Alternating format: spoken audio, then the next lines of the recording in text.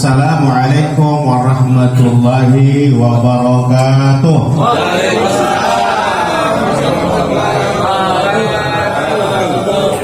Alhamdulillah. Ada beberapa tempat keadaan salat itu tidak wajib dijawab. Salah satunya ketika sedang minum, sedang makan, ya, sedang merokok, ya kan, sedang sholat, ya. Jadi dia juga nggak dosa, cuma nggak dapat pahalanya, itu aja masalahnya, ya. Mudah-mudahan ini menjadi pelajaran kepada kita. Sesibuk apapun kita, yuk kita coba menjawab salam itu dengan baik, karena itu adalah doa buat kita. Allah Ta'ala, fa'idha haitum bitahiyatum fahyu bi'asar bita'urudduha. Kalau ada yang berikan kamu salam penghormatan, maka kamu tolong jawab dengan lebih baik dari yang beri salam itu, minimal sama kamu menjawabnya. Jadi jangan diabaikan. Ini perintah Allah dalam Al-Quran, ya. Berarti harus serius kita. Mudah-mudahan dengan salam ini memberikan doa keselamatan buat kita. Amin. Alhamdulillah. Alhamdulillahirabbil alamin. Allazi a'tana bi katsir nikmah. Nikmatul iman, nikmatul Islam, nikmatul hayah. Tsumma alladzi jama'ana fi hadzal makan fi baiti akhina al-hajj Jamali Burhan. Oke. Jamadi oke. Oh, Jamadi oke. Alias oke.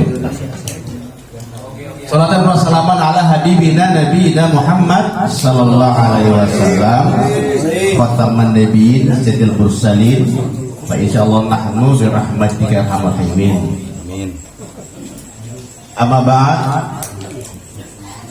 Salam takzim, salam sayang, salam hormat kita kepada Sahibul Bait. Ya, ini mungkin rezeki lah ya. Karena setiap Pak Haji dapat giliran, kayaknya saya belum pernah nggak datang deh, kayaknya. Ya Allah ya. Padahal itu rezeki. Saya tadi azan Isya masih di TikTok. Ya, music ya Pak. Apa namanya? Apa namanya? Pikiran top. Ya, terserah lah, pikiran. Victor itu unpam sana gitu. Qadarullah, mobil kami macet di situ. Ya Allah, udah dekat ya. Udah dekat kemari masih macet dan mogok gitu kan. Nah, jadi saya telepon anak saya suruh jemput lagi tadi ke TikTok. Makanya telat. Saya sudah berusaha dari Bandung tadi, itu berangkatnya kita dari jam 3 sore memburu kemari supaya dapat sampai kemari. Itu qadarullah. Saya juga tadi udah berharap ini ya Allah, kalau nggak izin Allah nggak nyampe kemari gitu. Jadi berarti memang rezeki-rezekian gitu.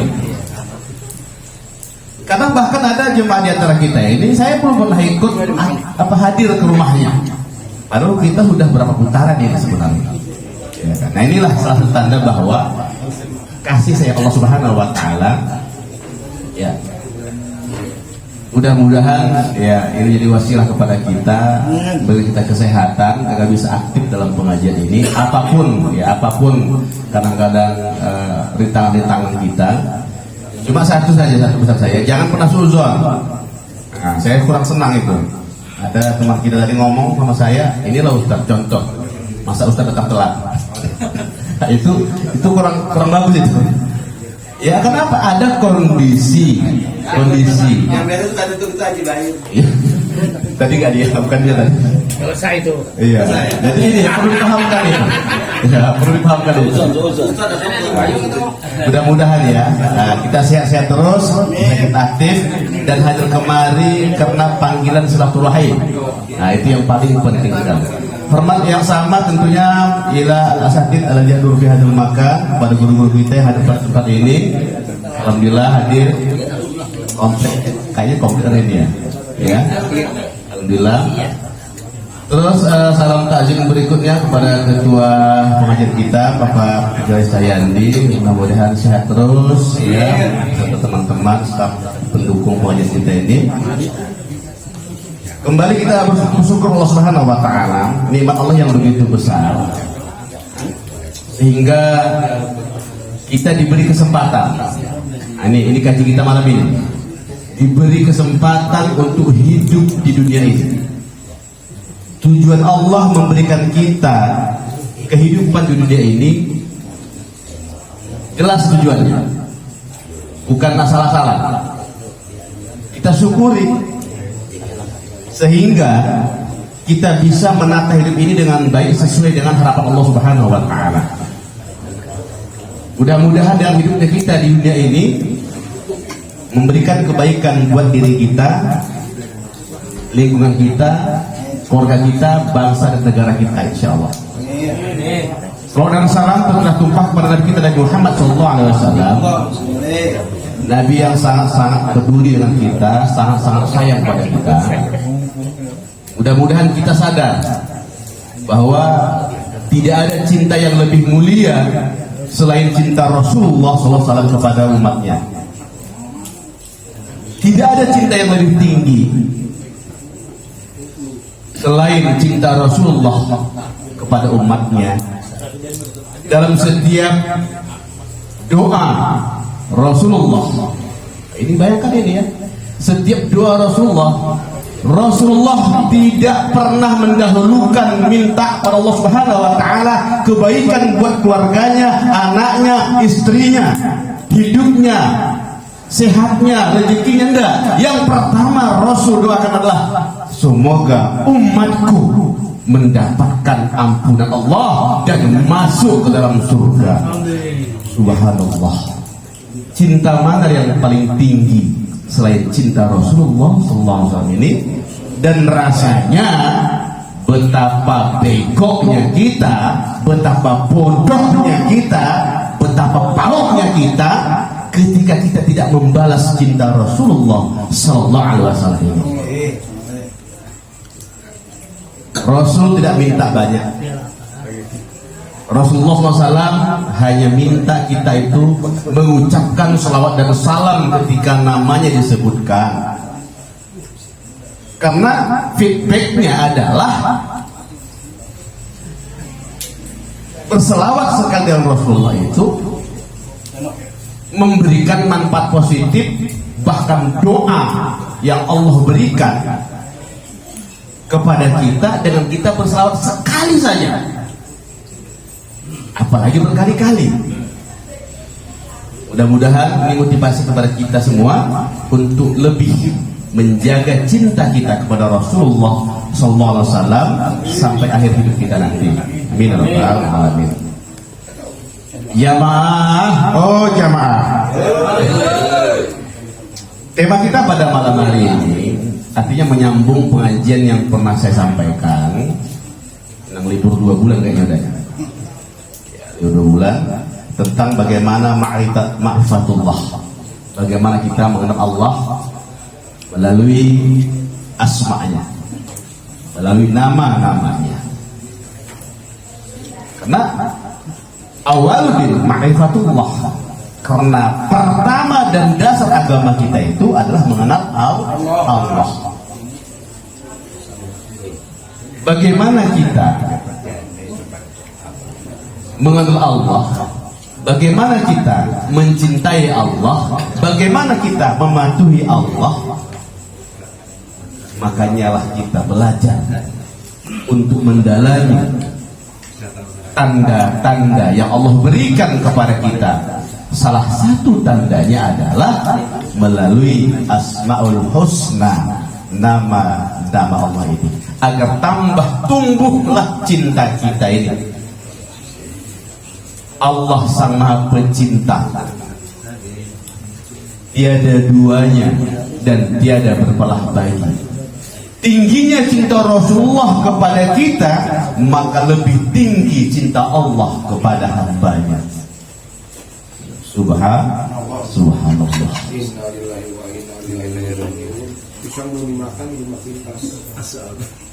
Ketika kita sadar kita Allah mencintai dengan cinta yang luar biasa, lalu apa yang kita harus lakukan? Tolong dicatat, yang pertama, kita harus mencari cara dan jalan untuk mengenal Allah Subhanahu wa ta'ala. Yang kedua, secara istiqamah dan konsekuen untuk siap mentaati apapun perintah yang Allah berikan kepada kita. Dan yang ketiga, kita harus khauf, takut, dan roja, dan harap, takut atas ajab siksa Allah Subhanahu wa ta'ala, dan berharap kepada ampunan dari Allah Subhanahu wa ta'ala, insyaallah. Dan pada malam hari ini kita akan membahas Asmaul Husna lagi, yaitu nomor 67 dan 68. Coba cek lagi, 67, 68. Semoga wing. Kepala. Dan ini pasangannya ya. Coba biasakan di copy atau di screenshot saja Asmaul Husna di HP kita, jangan yang lain-lain dulu, biar kita bisa mewujudkan cinta kepada Allah Subhanahu wa ta'ala ini ya. Ketika buka HP, oh ini dia, buka HP ini dia, begitu. Jadi jangan yang lain-lain kita simpan ya. 67 adalah Al-Ahad, 68 Al-Wahid. Al-Ahad, Al-Wahid. Satu kata yang bersamaan dan bergandengan ini disebutkan kepada Allah Subhanahu wa ta'ala merupakan nama terbaik yang harus kita kenal. Apa itu Ahad? Apa itu Wahid? Ya. Ketika kita membuat nama anak kita, cucu kita Wahid atau Ahad, iya kan? Bukan minggu.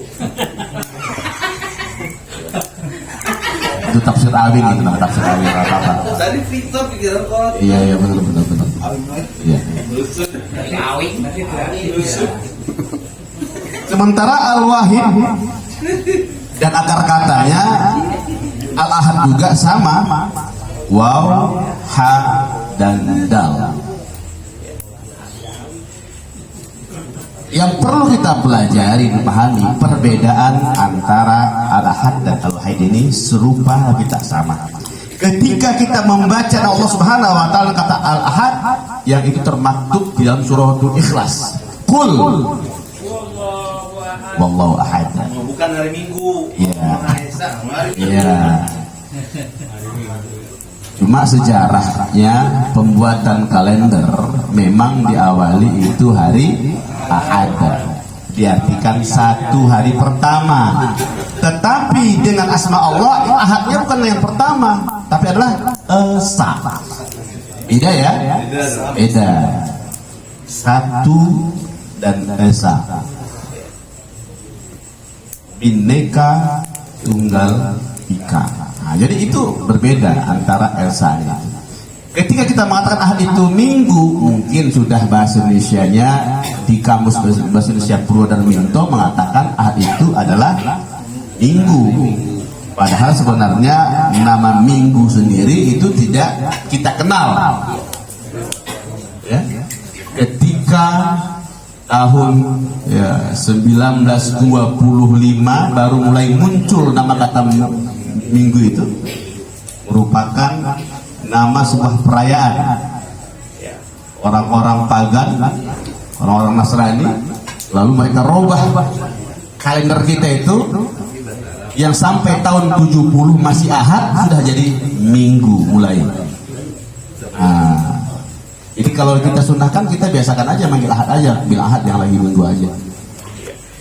Jadi Ahad apa artinya? Ahad ini adalah makna nama Allah Subhanahu wa taala berupa zatnya.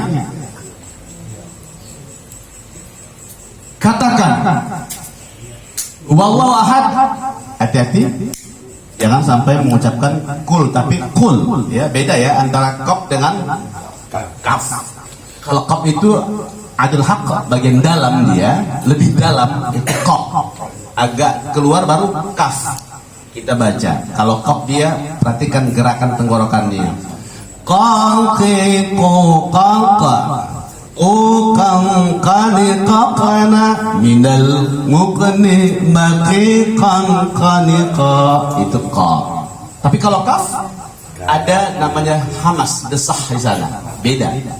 Kaki kukak kukan kani kakna minal muqni maqiqan kanika, beda. Allahu akbar, Allahu akbar.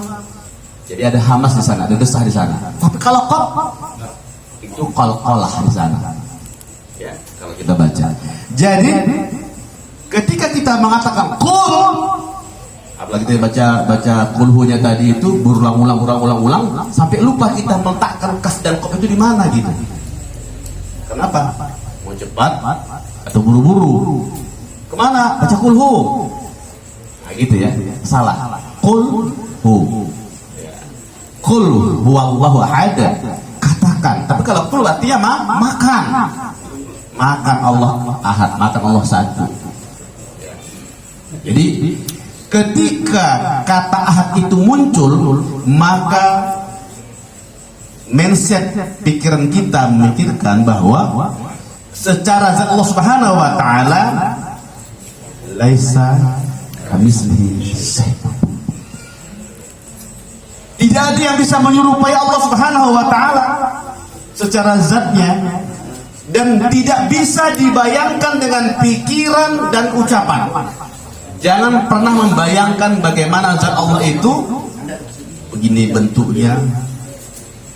Allah Sami'ul Basir, Allah mendengar, Allah melihat. Kita bayangkan Allah punya kuping seperti kita dan seperti kita, itu tidak boleh. Allah mendengar dengan cara Allah sendiri. Allah melihat dengan cara Allah sendiri. Jangan pernah tasabah, menyerupakan dengan makhluk cara Allah mendengar, cara Allah memegang, cara Allah berkata, cara Allah berbuat. Ketika kata ahad itu muncul, maka di pikiran kita tidak ada satupun makhluk yang bisa serupa dengan Allah Subhanahu wa taala. Allahu Akbar, Allah yang maha besar itu tidak tergambarkan bagaimana besarnya dan nggak perlu dibayang-bayangkan. Ketika kata ahad itu muncul, yang ada dalam diri dan pikiran kita bahwa keagungan Allah yang luar biasa, yang harus kita patuhi, yang maha besar dan kita maha kecil. Allahu Akbar, Allah yang kita besarkan. Ketika Allah menyeru kita untuk melakukan wasilah hayya 'alas salah, maka la haula wa la quwata illa billahil 'aliyyil azim. Tidak ada daya upaya dan kekuatan kita untuk menolak ajakan Allah untuk berhubungan dengan kita. Lalu kalau Anda masih tidur,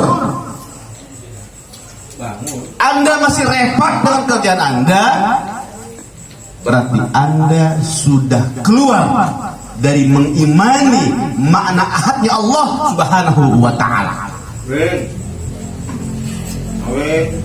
Yuk antisipasi ketika kita dalam perjalanan, ya. Kalau saya tadi itu maghrib udah saya jamak lewat udah turun dari Bogor puncak bawah, itu saya jamak maghrib dan isya. Kepada kita yang sedang di atas kendaraan, belum nyampe ke rumah dan belum bisa untuk mau sholat, tolong litahiyatil waqti, menghormati waktu. kita wajib berniat untuk melaksanakan sholat. Hati kita ada gerakan ketika takbir atau ketika azan berkumandang. Kita di motor, kita di mobil, nggak bisa ngapa-ngapain, ya kan? Sebentar lagi mau nyampe. Udah deh, saya niat ya Allah, saya akan melaksanakan sholat ya Allah. Yang waktu ini saya tunda ya Allah. Ketika saya sampai ke rumah, itu dalam rangka menghormati ahadnya Allah Subhanahu wa Ta'ala. Andai pun terjadi musibah sebelum kita sampai ke rumah, kita sudah dicatat sebagai hamba Allah yang tidak lagi melalaikan sholat. Makanya kan celakalah orang-orang yang sholat. Wawailul lil musallin. Kenapa? Ketika azan berkumandang diabaikan. Sedang mencukur, bunyi azan. Lanjut. Ustaz, ini potongan rambutnya gimana? Ntar ini gua mau sholat nih. Demo bisa. Nah, ini dia ilmunya. Hentikan sebentar kegiatan apapun dia ketika azan, pasang niat melaksanakan sholat setelah saya tuntaskan tugas saya di Allah. Paham tuh, paham?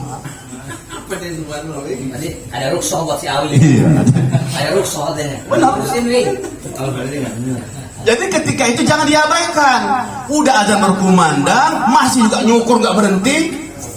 Waduh. ya sebelah Ustaz kalau Kalau Awin ketiduran terus Ustaz gimana Ustaz? Aduh.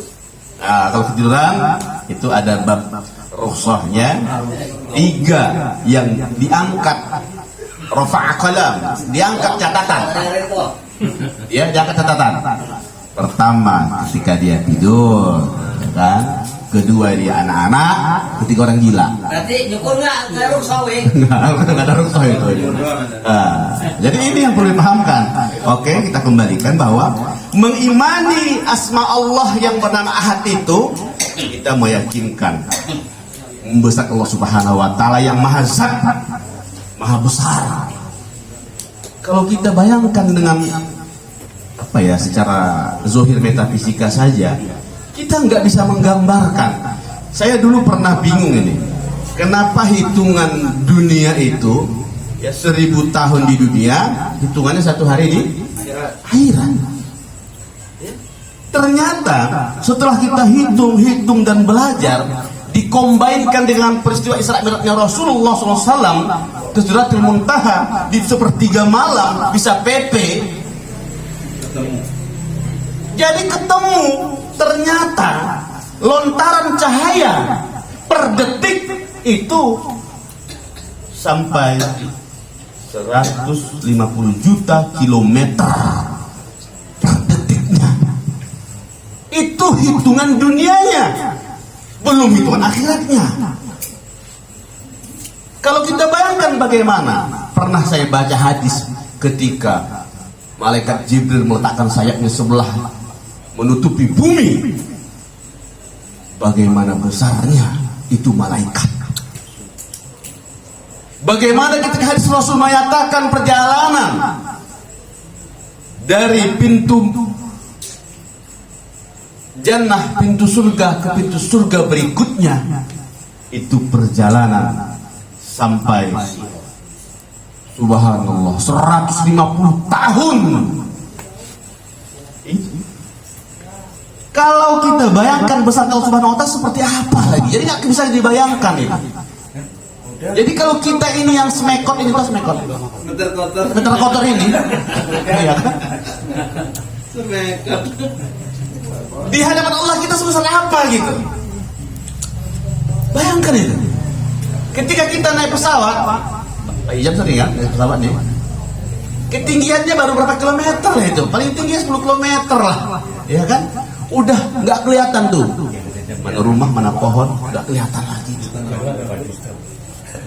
Ya kan? Jadi kita yang sebutiran debu ini mau sombong kepada Allah,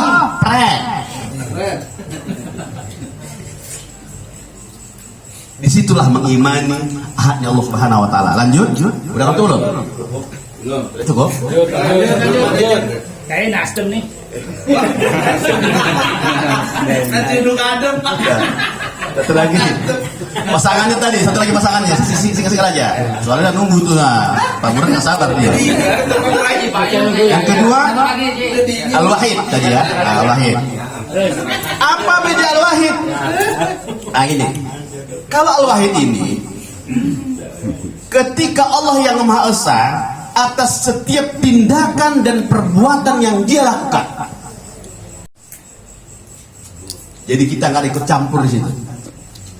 Ingat, beriman dengan Al-Wahid, jangan pernah protes dengan takdir. Beriman dengan Al-Wahid, jangan pernah menghina ciptaan Allah Subhanahu wa taala. Beriman dengan Al-Wahid, jangan pernah kecewa dengan apapun yang Allah berikan kepada kita. Kenapa? Segala perbuatan yang Allah lakukan hanya Dia yang melakukannya. Jadi pahamkan bedanya, mana ahad, mana wahid. Kalau ahad tadi, bagaimana Allah esa dengan zatnya. Kalau wahid tadi, esanya Allah dengan perbuatannya. Sehingga kita meyakini ini semua karena Allah. Minallah dan illallah, dari Allah kepada Allah. Inna lillah wa inna ilaihi raji'un. Itu konsep Al-Wahid yang kita kenal dan pahami. Sehingga ketika kita yakin Allah itu Al-Wahid, apapun yang terjadi ke dalam diri kita itu adalah kehendak Allah. Terakhir, dulu kita beriman kepada takdir baik dan takdir buruk. Itu waktu SD ya. Nah, sekarang kita robah mindsetnya. Tidak ada takdir yang buruk. Kita yang mandang buruk. Ada orang jelek, ada orang ganteng. Karena itu pandangan kita. Ada orang kaya, ada orang. Itu pandangan kita. Di pandang Allah nggak ada itu. Ya. Jadi ketika beriman dengan Al-Wahid, kita siap menerima apapun yang Allah berikan kepada kita. Allah Al-Wahid, dialah penentu segala-galanya. Makanya ketika melihat ada anak yang sudah diponis tidak bisa, mau apa namanya kemarin siapa namanya mudah hadis Quran itu, Inaja, otaknya sudah diponis dokter lumpuh total. Tapi dengan kudratullah mampu bisa menghafal, mengalahkan kita yang akalnya sehat sempurna. Jadi tidak ada yang terburuk Allah ciptakan. Semua terbaik. Kadang-kadang orang sibuk mempermak, mukanya udah begini dipermak lagi, dipermak lagi. Karena tujuan Allah itu ada tujuan Allah. Kenapa Allah ciptakan kita seperti ini? Itulah beriman dengan nama Allah Al-Wahid.